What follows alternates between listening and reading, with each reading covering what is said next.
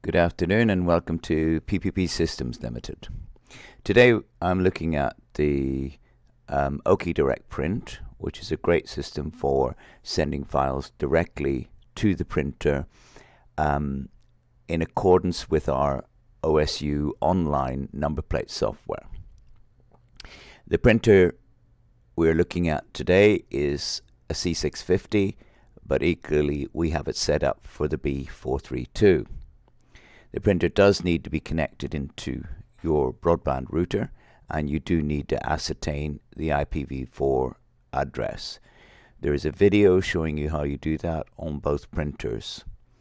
But let's look at the OSU software and how we send this across. The first thing we do is from the menu on the OSU software is choose Direct Print.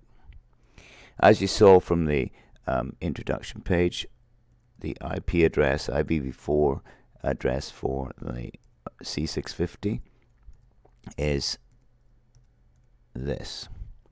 And once we've entered that address, we save it. We're now given the option to choose setup. Now setup is important because this determines whether you use reflective, acetate or paper.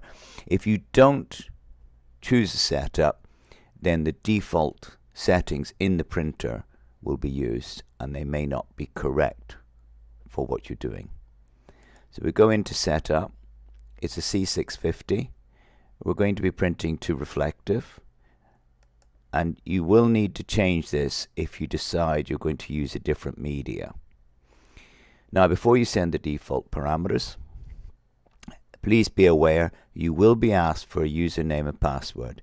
The username is admin, and the password on the more recent printers is to be found on a label stuck to the back of the printer. However, if you've got a slightly older printer, the password for the B432 is 6A's, and if you have a C650, the password is the serial number, but with any alpha characters, i.e. any letters in lowercase. I've already signed into the printer, so I've chosen my setup. I'm sending the default parameters. Now what this is doing is it's actually programming the printer to make its default settings for reflective material. And once this box has disappeared that you saw, it's ready to go, and you can see we're now set as reflective. Close the window, go to number plates, enter in a registration, preview, and now you see we've got two buttons, download and the IP address of the printer. We need to download the file first. Now what I've done is I've created a folder that, and you need to save the file. I've created a folder that is dedicated to my plate PDFs, and you can see there's one already there.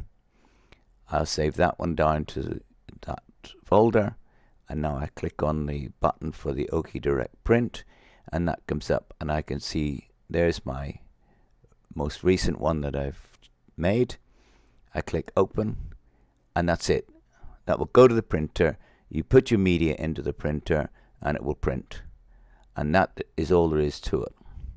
The one thing you do have to bear in mind is in media to make sure you choose the correct media that matches the setting for your printer.